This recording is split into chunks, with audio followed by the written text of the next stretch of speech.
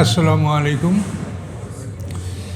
সম্মানিত সুধীমণ্ডলী, আমরা সূরা আল কাহফ, এই কাহফের আমরা ৫৪ নম্বর আয়াত থেকে এখন আলোচনা শুরু করব ইনশাআল্লাহ। আউযু বিল্লাহি মিনাশ শাইতানির রাজিম। বিসমিল্লাহির রহমানির রহিম। ওয়ালাকাদ সাররাফনা ফি হাযাল কুরআনি লিন-নাসি মিন কুল্লি মাসাল। আল্লাহ রাব্বুল আলামিন বলেন, নিশ্চয়ই আমি বর্ণনা করেছি এই কোরআনের মধ্যে মানুষের জন্য সকল দৃষ্টান্তগুলি, যে দৃষ্টান্তগুলি আমাদের জন্য প্রয়োজন, সকল দৃষ্টান্তগুলি আল্লাহ তাআলা এই কোরআনের মধ্যে উল্লেখ করেছেন। ওয়াকানাল ইনসানু আকসারা শাইইন জাদালা, আর মানুষ অধিকাংশ ক্ষেত্রেই ঝগড়া প্রবণ, সে ঝগড়া করতে চায়, তর্কে লিপ্ত হতে চায়, এটা মানুষের স্বভাব। ওমা মানান নাস আইয়ুমিনু জাহামুল হুদা, নিষেধ করে না মানুষকে ঈমান গ্রহণ করতে যখন তার কাছে হেদায়েত আসে এবং আল্লাহর কাছে সে ক্ষমা প্রার্থনা করবে, এতে কিছুই বাধা দেয় না। ইল্লা ব্যতীত আনতাতিয়াহুম সুন্নাতুল আউয়ালিন, বরং যে তার অপেক্ষা করে তাদের কাছে আসবে পূর্ববর্তীদের নিয়ম। পূর্ববর্তীদের নিয়ম কি? যে শাস্তি দেখে তারা ঈমান এনেছে, আর শাস্তি দেখে ঈমান আনলে সেই ঈমান আল্লাহ কবুল করেন না, এটা আল্লাহর ঘোষণা। শাস্তি দেখলে, শাস্তির কোনো নিদর্শন দেখলে তারপর ঈমান আনলে সেই ঈমান কবুল হবে না। ঈমান আনতে হবে স্বাভাবিক অবস্থায়। আল্লাহ যদি বিপদ দিয়ে আমাদেরকে ঈমান আনতে চাপ দেন, তাতে সবাই ঈমান আনবে, কিন্তু ঈমানের ব্যাপারে ওটা না, ইকরাহ নাই, লা ইকরাহ ফিদ্দিন। আপনি সুস্থ সুন্দর আছেন, এমতো অবস্থায় আপনি আল্লাহর বাণীর উপর ঈমান আনবেন। ফেরাউন বিপদ দেখে নবুয়তের সময় ঈমান এনেছিল, কোরআনে স্পষ্ট বলা আছে, তার ঈমান কবুল হয়নি। এইভাবে বহু জাতি। তো আল্লাহ বলেন যে তারা হেদায়েত আসার পরে ঈমান আনবে, আল্লাহর প্রতি আল্লাহর নিকট ক্ষমা প্রার্থনা করবে, আর কোনো কিছুই বাধা হয় না। বাধা হলো এটাই যে পূর্ববর্তীদের নিয়ম তাদের উপর এসে যাবে, অর্থাৎ শাস্তি দেখে তারা ঈমান আনবে, কিন্তু সেটা কবুল হবে না। আও ইয়াতুমুল আযাব কবুলা, অথবা তারা অপেক্ষা করে যে আযাব সামনাসামনি এসে যাবে। তো সামনাসামনি আযাব এসে গেলে তখন কোনো মানুষ ঈমান আল্লাহ কবুল করেন না।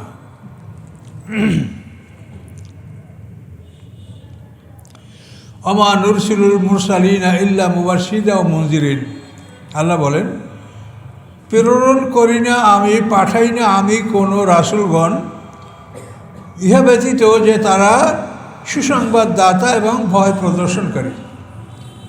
নবী রাসূলরা দুইটা মিশন নিয়ে পৃথিবীতে আগমন করেন আল্লাহর পক্ষ থেকে, যে তারা ভয় দেখাবেন যে সবার সামনে কঠিন শাস্তি। এই যে হুজুর নামাজের সময় যে কেরাত পড়লেন, কত বড় ভয়ঙ্কর কথা, যে আল্লাহর শাস্তির মতো কেউ শাস্তি দিতে পারবে না, আল্লাহর বাঁধনের মতো কেউ বাঁধতে পারবে না। তো এটা একটু বুঝেন, এটা কঠিন কথা, যে আমরা যদি কাউকে শাস্তি দেই বা কাউকে যাচ্ছে শাস্তি দাও, রিমান্ডে নাও, তো কিছু সময় মারধর করলে মরে যাবে। কিন্তু আল্লাহ তাআলা এমনভাবে মানুষকে শাস্তি দিবেন যে তাকে বাঁচিয়ে রাখবেন, অথচ তাকে ভয়ঙ্কর শাস্তি দেওয়া হবে। পেটের নাড়িগুলি গইয়া যাবে, তারপরে সে মরবে না। লোহার শিকল মুখ থেকে ঢুকে মলদার থেকে বের করা হবে, তারপরে সে মরবে না। এই শাস্তিকে আমরা দিতে পারি? পৃথিবী থেকেও এই বুদ্ধি আছে যে একটা লোহার শিকল মুখ দিয়ে ঢুকে মলদার থেকে বের করে মরবে না, মরে যাবে। তা আল্লাহ বলেন তাকে বাঁচিয়ে রাখা হবে এবং এই অবস্থায় তাকে কঠিন শাস্তি দেওয়া হবে। তো এইটা আল্লাহ বলেন আল্লাহর মতো এই কাজ কেউ করতে পারবে না, এবং আসলেই সত্য, এটা অন্য কেউ করতে পারবে না।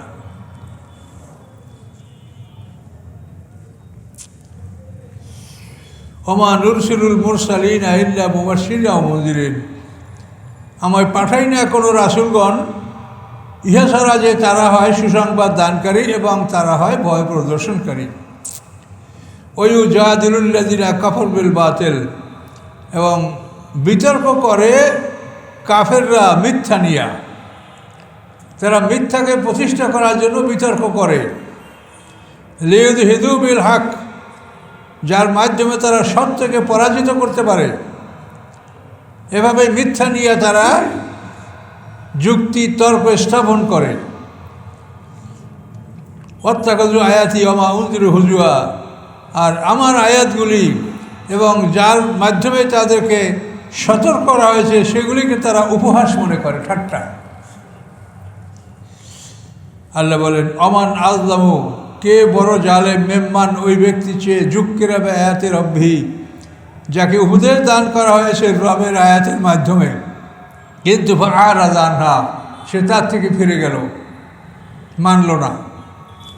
আর নাসিয়া, এবং সে ভুলে গেল মা কদ্দামাত ইয়াদাহু, যে উপার্জন করেছে তার দুহাত। ইন্না জাআলনা আলা কুলুবিহিম আকিন্না, আল্লাহ বলেন স্থাপন করেছি তাদের হৃদয়ের উপরে আবরণ, পর্দা, যার জন্য সত্য তাদের হৃদয়ের মধ্যে প্রবেশ করতে পারে না। আইয়াফকাহুহু, এবং ফলে সত্যকে তারা বুঝতে পারে না। অবি আযানিম আকরা, এবং তাদের কানে আমি স্থাপন করেছি বধিরতা, যার ফলে সত্যকে তারা শুনতে পায় না। ওয়ান তাদু মিনাল হুদা ফালা ইয়াহতাদু ইযান আবাদা, আল্লাহ বলেন যদি আপনি তাদেরকে হেদায়েতের দিকে ডাকেন, সরল পথের দিকে ডাকেন, অবশ্যই তারা কখনোই হেদায়েতের পথ অবলম্বন করবে না। এই এক শ্রেণীর মানুষ যাদেরকে বোঝানো হয়েছে, বুঝেছে, কিন্তু তারপরও মানবে না, তাদের ব্যাপারে এই কথা বলা হয়েছে। আবু জাহেল আল্লাহর রসুলকে এমনভাবে চিনতেন যে আবু জাহেল আর ওলীদ ইবনে মুগীরা কাবাগর তওয়াফ করছে। তখন আবু জাহেল বলে যে মুহাম্মদ সাল্লাম সত্য। তো ওলীদ বলে মাহ, তুই কথা বাদ দিয়ে এগুলো বলার দরকার নেই। তখন আবু জাহেল রাগ করেছে, রাগ করে বলে আল্লাহ ইন্নী লা আ'লামু আন্নাহু লা সাদিক। এটা আবু জাহেলের উক্তি, মোহাম্মদ আলী সাবুনির সাফাতুত তাফসিরে এই ভাষা, এই বাক্যটা উল্লেখ আছে। এর অর্থ হলো আল্লাহর কসম, নিশ্চয়ই নিশ্চয়ই নিশ্চয়ই নিশ্চয়ই মোহাম্মদ সাল্লাম সত্যবাদী। কার কথা? আবু জাহেল। তাহলে যারা বুঝে শুনে মানে না তাদেরকে কীভাবে আপনি বুঝাবেন? যে বোঝে না তাকে বোঝানো যায়, কিন্তু বুঝে শুনে যে জেগে আছে তাকে আপনি কি করে জাগাবেন? যত ডাকবেন ও কিছু কবেন, ও তো জাগায় আছে, এমনি ও জাগ্রত আছে।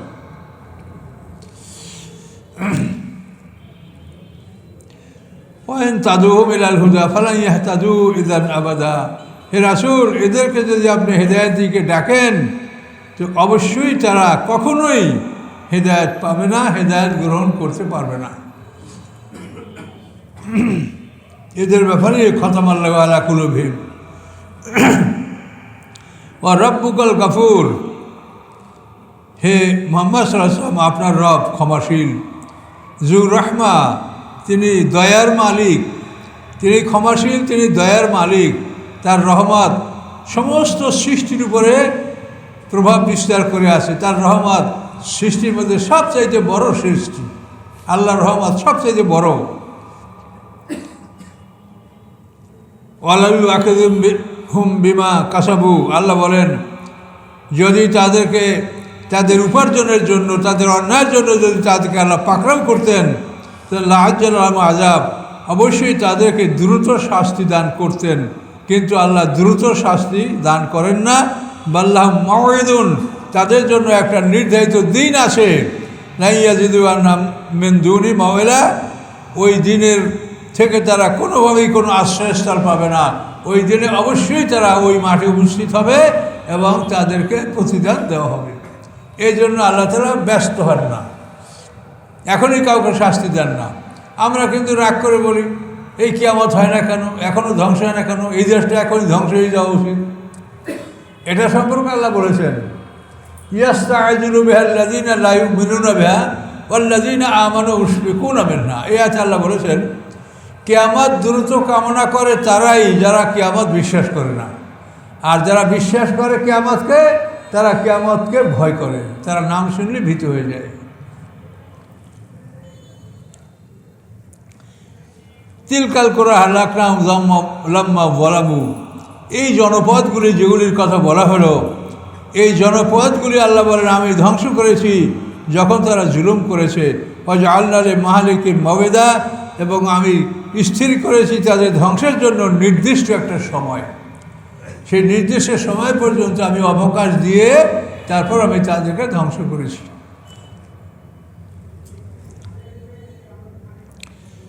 ওয়াজকলা মুসা আলী ফাতাহু, স্মরণীয় ঘটনা, যখন মুসা আলাইহিস সালাম তার ফাতামানি গোলাম, ফাতামানি যুবক গোলাম, এই গোলামের নাম হচ্ছে ইউশা ইবনে নুন।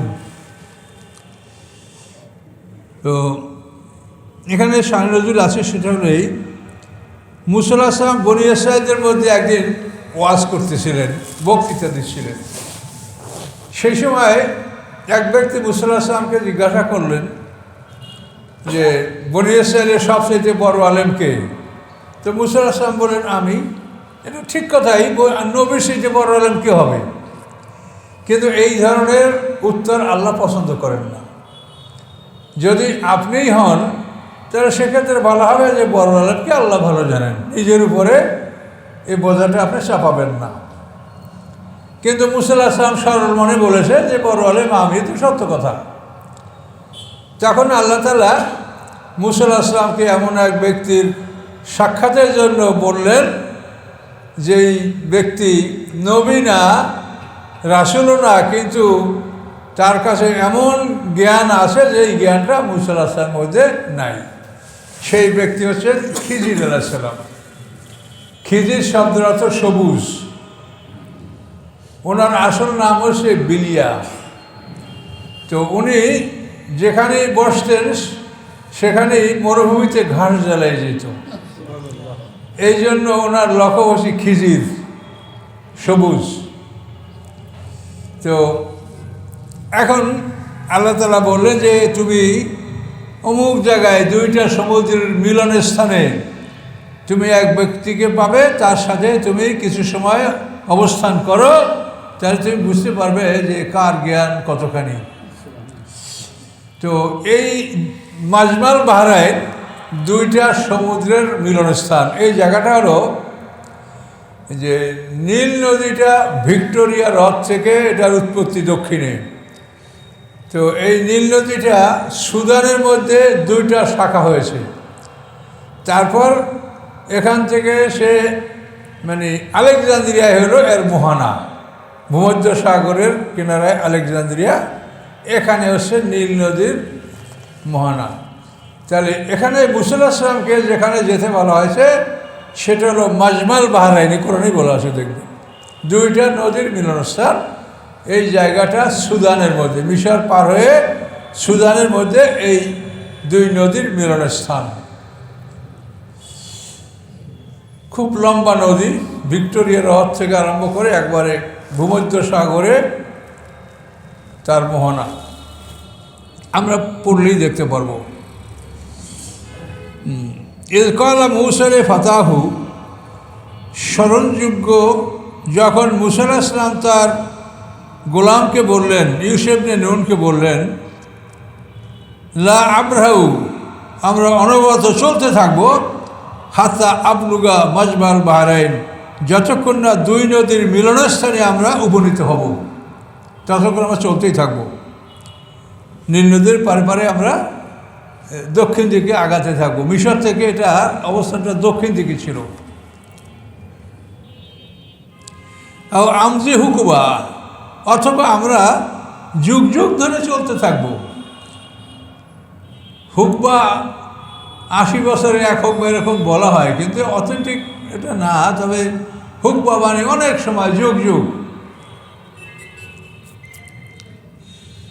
এরপরে ফালাম্মা বালাগা মাজমা বাইনিহিমা, অথবা যখন উভয়ে উপনীত হলেন মাজমা বাইনিহিমা, দুই নদীর মিলনের স্থানে, নাসিয়া হুতাহুমা, তখন সে ইউশা ইবনে নুন সে তার মাছের কথা ভুলে গেল। মানে খাবার জন্য একটা ভাজা মাছ থলির মধ্যে ছিল, কিন্তু ওই মাছটা ওইখানে জীবিত হয়ে সমুদ্রে চলে গেছে। এখানে দেখবেন যে আয়াতের মধ্যে আসে, ভুলে গেল ইউসুফ ইবনে নুন তাদের মাছের কথা। ফাত্তাকাদা সাবিলাউ ফিল বাহারে সারাবা, গ্রহণ করেছে তার রাস্তা নদীর মধ্যে সারাবা, সুরঙ্গ করে। পানির মধ্যে কি সুরঙ্গ হয়? সুরঙ্গ হয় তো মাটিতে, কিন্তু এই মাছটা যেখান থেকে পানিতে ঢুকছে সেই পানির মধ্যে সুরঙ্গ হয়ে আছে। এটা না হলে ওরা ফিরে এসে জায়গাটা চিনতে পারবে না যে কোনখানে মাছটা হারালো। এই জন্য আল্লাহর কুদরতে ওই মাছটা সুরঙ্গ করে পানির মধ্যে চলে গেছে, জীবিত হয়ে, মরা মাছ, ভাজা মাছ। ফালাম্মা যা ওয়াজা, অথবা যখন তারা এই স্থানটি ত্যাগ করলো, ওখানে তারা বিশ্রাম করেছে, মুসা আলাইহিস সালাম আর ইউসুফ ইবনে নুন বিশ্রাম করেছে, ঘুমিয়েছে। এবার জাগ্রত হওয়ার পরে ওখান থেকে আবার দক্ষিণ দিকে এদিকে চলতে শুরু করছে। ফালাম্মা যা ওয়াজা, অথবা যখন তারা দুজন চলতে লাগলো, চলতে চলতে অনেক দূর যাওয়ার পরে কলালে ফাতাহু, মানে দিনের অবশিষ্ট রাত এত সময় পার হয়ে গেছে। তো এরপরে সকালবেলা কলালে ফাতাহু, মুসা আলাইহিস সালাম তার চাকরকে বললেন, আতেনা গাদানা, নিয়ে আসো আমাদের ভোরের খাবার নিয়ে আসো। লাকাদ লাকিনা মিন সফরিনা হাযা নাসাবা, অবশ্যই আমরা সম্মুখীন হয়েছি আমাদের এই সফরে অনেক কষ্টের। নুসুব মানে কষ্ট, অনেক কষ্টের সম্মুখীন হয়েছি, ক্ষুধা লাগছে, খাবার বের করো, নাও। কলা, তখন ইউসুফ ইবনে নুন বললেন, আর আইতা, আপনি কি দেখেন নাই, লক্ষ্য করেন নাই, এর আওয়াইনেলা সাকরাতে, যখন আমরা পাথরের কাছে আশ্রয় নিয়েছিলাম, ফাইনি নাসিতুল হুদা, আমি মাছের কথা বলতে ভুলে গেছি, যে এখান থেকে মাছটা চলে গেছে, আপনি বলবো আমার মনে নাই। আমা আনসানিও ইল্লা শয়তান, আমাকে কেউ ভুলিয়ে রাখে নাই শয়তান ব্যতীত, যে আমি আপনাকে বলবো, শয়তান আমাকে ভুলিয়ে রেখেছে, বলতে পারি নাই। আন আজকুরাহু, এই বিষয়টা আমি আপনাকে বলবো। ওয়াত্তাকাদা সাবিল বিল বাহারে আজাবা, গ্রহণ করেছে এই মাছ তার রাস্তাটা সমুদ্রের মধ্যে আশ্চর্যজনকভাবে, মানে সে একটা সুরঙ্গ করে পানিতে ঢুকেছে। কলা, মুসা আলাইহিস সালাম বললেন, জালিকা মা কুন্না নাবগে, যে এই জিনিসই তো আমরা অনুসন্ধান করতেছিলাম, এইটাই তো করতেছিলাম। ফারতাদ্দালা আসারিম হিমা কাসাসা, অতঃপর চিহ্ন দেখে দেখে আবার তারা পিছনের দিকে চলতে শুরু করলেন। যে পথে তারা দিয়ে আগাচ্ছে, আবার ওখান থেকে চিহ্ন দেখে দেখে পিছনের দিকে তারা অগ্রসর হতে লাগলেন। ফারতাদ্দা মানে পিছনে ফেরা, আসার মানে চিহ্ন দেখা, কাসাসা মানে নিদর্শন দেখে চলা। ফাওয়াজাদা আবদাম মিন ইবাদিনা, ওইখানে আইসা, ওই যে পাথরের উপর ওরা ঘুমাইছিল সেখানে আইসা, ওয়াজাদা আবদাম মিন ইবাদিনা, পেল তারা একজন বান্দাকে আমার বান্দাদের মধ্যে হতে। আল্লাহ বলেন, আমার বান্দাদের মধ্যে হতে এক বান্দাকে তারা পেল। এই বান্দা হলো খিজির আলাইহিস সালাম। আতাইনাউ রাহমাতাম মিন ইনদিনা, আমি দান করেছি তাকে রহমত আমার নিকট হতে, আমার নিকট হতে আমি তাকে রহমত দান করেছি। ওয়া আল্লামনাহু মিন লাদুন্না ইলমা, এবং শিখিয়েছি আমি আমার নিজের নিকট হতে জ্ঞান।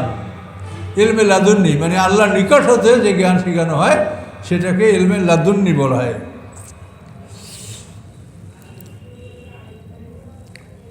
ক্বালা লাহু মূসা, মূসা আলাইহিস সালাম তাকে বললেন, হাল আত্তাবিউকা আলা আন তুআল্লিমানি মিম্মা উল্লিমতা রুশদা। মূসা আলাইহিস সালাম বললেন, হ্যাঁ, আমি কি আপনার অনুসরণ করতে পারি এই উদ্দেশ্যে যে আপনি আমাকে কিছু শিখাবেন, যে হেদায়েতের কথা, হেদায়েতের বাণী আল্লাহ আপনাকে শিখিয়েছেন, তার থেকে কিছু বিষয় আমাকে শিখাবেন, এই উদ্দেশ্যে কি আপনার সাথে আমি চলতে পারি? খিজির আলাইহিস সালাম বললেন, ক্বালা ইন্নাকা লান তাসতাতিয়া মাইয়া সবরা, নিশ্চয়ই তুমি আমার সাথে ধৈর্য রাখতে পারবে না। তাহলে এখন মূসা আলাইহিস সালাম ফিরে আসে যখন ওই পাথরের কাছে যেখানে তারা ঘুমিয়েছিলেন মাজমাইল বাহরানির কাছে, ওখানে এসে দেখে যে একটা মানুষ চাদর মুড়ি দিয়ে শুয়ে আছে। তো মূসা আলাইহিস সালাম তাকে সালাম দিলেন। সালাম দেওয়ার পরে উনি বললেন যে এই যে নিয়ে সালাম কোথা থেকে আসলো, কে তুমি? বললেন যে আমি মূসা। তুমি কোন মূসা? আমি বনী ইসরাইলের মূসা। এই কোন মূসা তার বলার মানে হলো যে পৃথিবীতে মূসার মতো আরও মূসা আসছে, যেটা আমরা মশির হাদিসের মধ্যে আমরা পাই, ইন্নাল্লাহ খালাকা আদামন কা আদমে কোন, এইভাবে একেবারে কা মোহাম্মদের কা মোহাম্মদে কুম, মূসার মতো মূসা, ঈসার মতো ঈসা, আরও আগে আল্লাহ সৃষ্টি করেছেন। তাদের কোনো ইতিহাস আমরা জানি না, শুধু জানি যে হয়েছে। এই জন্য খিজির আসলাম বললেন যে তুমি কোন মূসা? তিনি বললেন যে আমি বনী ইসরাইলের মূসা। তো এই খিজির আসলাম ইনি মানুষ, তিনি অমর নন, তিনি মরবেন অনেক পরে, অর্থাৎ ঈসা আলাইহিস সালাম আসবে পৃথিবীতে এবং যুদ্ধ করবে, এবং দাজ্জাল পৃথিবীতে যখন অত্যাচার করবে, এই দাজ্জালকে প্রতিরোধ করবেন এই খিজির আসলাম। দাজ্জাল সারা পৃথিবী মন্থন করবে, কিন্তু মদিনার দিকে যখন অগ্রসর হবে তো খায়বারের দ্বারে এই খিজির আসলাম দাজ্জালকে প্রতিহত করবে, ওখান থেকে মদিনায় সে ঢুকতে পারবে না। তো এই খিজির আসলাম তিনি ঈসা আসলাম আসবেন এবং কিয়ামতের পূর্বে এরা সবাই মারা যাবে। ঈসা আসলাম মরবেন, খিজির আসলাম মরবে, আসহাবে কাহাফ যারা গুহার মধ্যে এরাও মরবে। কাজে এরা কেউ অমর না। অমর কাকে বলে? অমর হলো যে আমাদের সামনে যে মরণ আসে, আমরা যে মরব, এই মরণটাকে বাদ দিয়ে যদি কেউ দ্বিতীয় জীবনে ঢুকতে পারে সে হবে অমর। কিন্তু এই মরণ আমাদের সামনে, এটাকে কেউ বাদ দিতে পারবে না, ফেরেশতারাও না। এই মরণটা সবাই এই মৃত্যুর স্বাদ গ্রহণ করতেই হবে।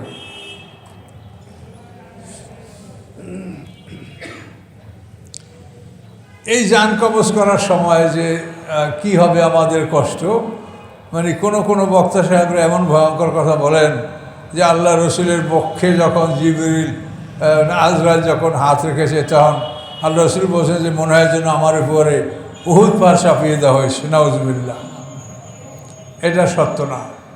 তার কারণ কোরআনে বলছে যে জান কবজের ফেরেশতা দুই দল, এক দল হলো নাজিয়াত আর এক দল হলো নাশেতাত। নাজিয়াত হলো যারা জোর করে খিসে প্রাণ বাইর করবে, এটা হলো কাফেরদের জান কবজ করবে, এরা নাজিয়াত। আর নাশেতাত মৃদুভাবে বন্ধন খুলে দিবে। কাজে সেখানে আল্লাহ রসুলের উপরে এরকম কষ্ট হবে, এই কথাগুলি জাল হাদিস। কী করবেন? এই যে আলেমদের ওয়াজ নসিহাত এইসব মানে অত্যন্ত ভয়ঙ্কর কথা বলে, কিন্তু তারা বাস্তবে কোরআনের সাথে মিলিয়ে দেখে না যে এই কোরআন কথাটা কতখানি সত্য। আল্লাহ কোরআনে বলেই দিয়েছে, আর নাজিয়াতে গারকা আর নাশেতাতে নাশতা।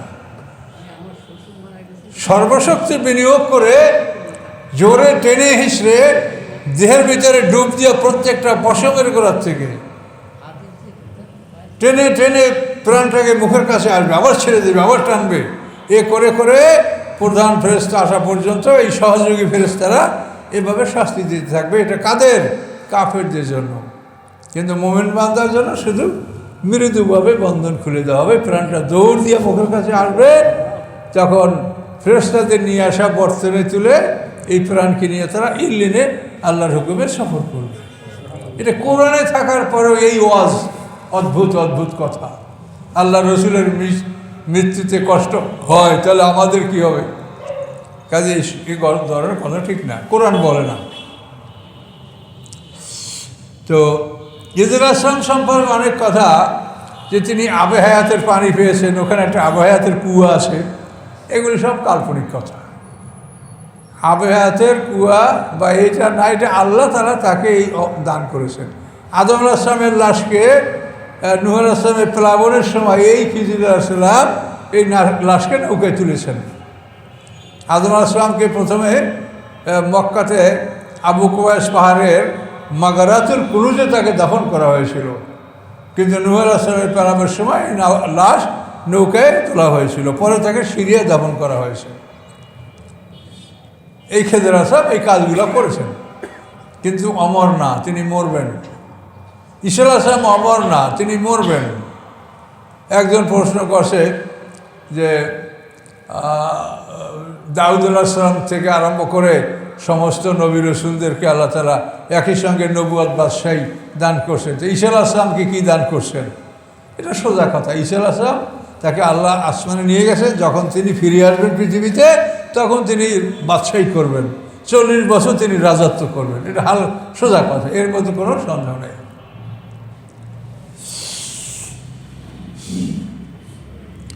তাহলে মুসা আলাইহিস সালাম অনুরোধ করলেন যে আপনাকে আল্লাহ যে বিশেষ জ্ঞান দান করছেন, হেদায়েত দান করছেন, তা হতে আমি কিছু শিখবো, আপনি আমাকে শিখাবেন। তো খিজির আলাইহিস সালাম বললেন ইন্নাকা লান তাসতাতিয়া মায়া সবরা, নিশ্চয়ই আপনি আমার সাথে ধৈর্য ধারণ করতে পারবে না। ওয়াকাইফা তাসবিরু, কীভাবে ধৈর্য ধারণ করবে? হ্যাঁ, আলা মা লাম তুহিত বিহি খুবরা, এমন বিষয়গুলি যে এই বিষয়ের কোনো খবর তুমি রাখো না, বা আপনি এই বিষয়গুলি খবর রাখেন না, এমন বিষয়ের উপরে ধৈর্য রাখবেন আপনি কেমনি? ধৈর্য রাখাটা অসম্ভব ব্যাপার।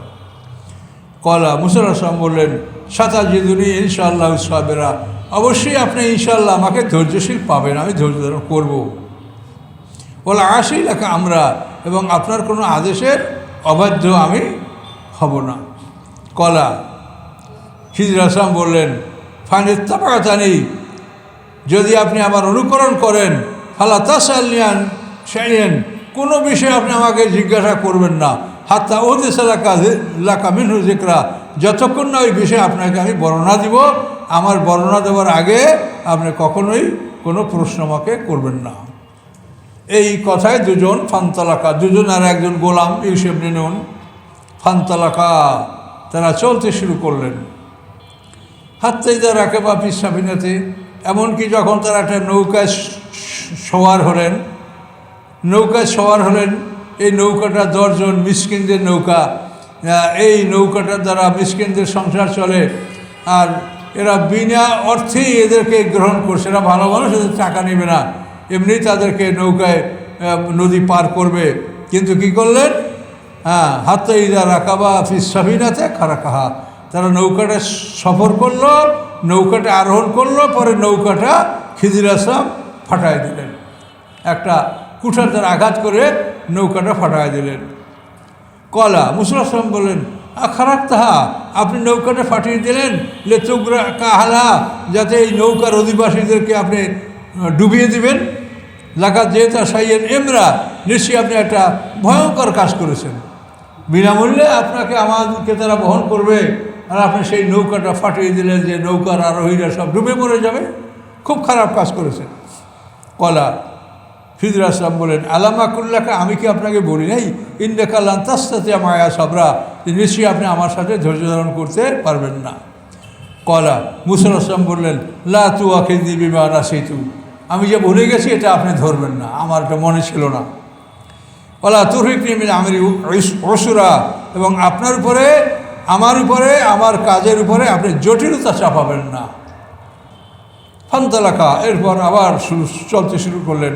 হাত্তা ইযা লাকিয়া গোলামান, অতঃপর যখন তারা খিজির আলাইহিস সালাম একটা গোলামের সাথে সাক্ষাৎ করলেন, ফাকাতালাউ, তাকে হত্যা করে ফেললেন। কলা মুসা আলাইহিস সালাম বললেন আকালতা নাফসান জাকিয়াতান, আপনি একটা পবিত্র মানুষ হত্যা করলেন, বেগাইরে নাফসান, কোনো মানুষের বিনিময় ছাড়া, সে কাউকে হত্যা করে নাই। লাকাত যেতা সাইয়েন নুকরা, অবশ্যই আপনি একটা ঘৃণিত কাজ করলেন, এই ছেলে তো কাউকে হত্যা করে নাই, কিসের বিনিময়ে আপনাকে হত্যা করলেন? এ পর্যন্ত থাকবে, এরপর নূতন পারা শুরু।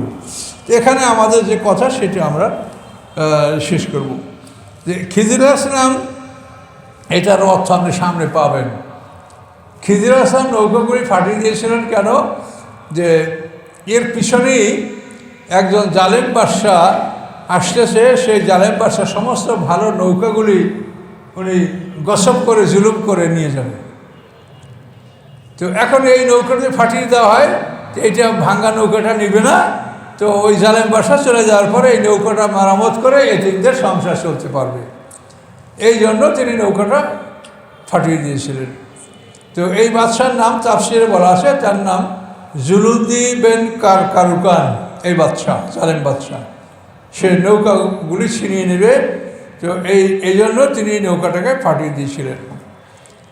আর তিনি এখানে যে বালকটাকে হত্যা করলেন, এই বালকটার সম্বন্ধে আমরা জানতে পারবেন সামনে, যে এমন একটা মানে এমন কাফের যে কোনোদিন ঈমান আনবে না, এবং সে তার পিতামাতার উপরে প্রভাব খাটিয়ে তাদেরকে দিন থেকে তাদেরকে বিচ্যুত করার জন্য সে চেষ্টা করবে। এই জন্য তিনি এই সন্তানটাকে হত্যা করেছেন। এই সন্তানটাকে হত্যা করার পর খিজির আসলাম ওই সন্তানদের এই বাম কাঁধ, এই কাঁধের চওড়া হাড্ডি সহ হাড়টা ছিঁড়ে ফেললেন। ছিঁড়ে ফেলে ওই হাড্ডিটা মুসা আলাইহিস দেখালেন। সেই হাড্ডিতে লেখা আছে কাফের লা ইউমিনু বিল্লাহি আবাদা। এই ছেলে এমন একটা কাফের যে কোনোদিন আল্লাহর উপর ঈমান আনবে না, ওই হাড্ডিতে লেখা। আর এটা কে জানবে কোন? এটা এই এলেম খিজির আসলামের ছিল, যার জন্য তিনি ওই বাচ্চাটাকে হত্যা করেছিলেন।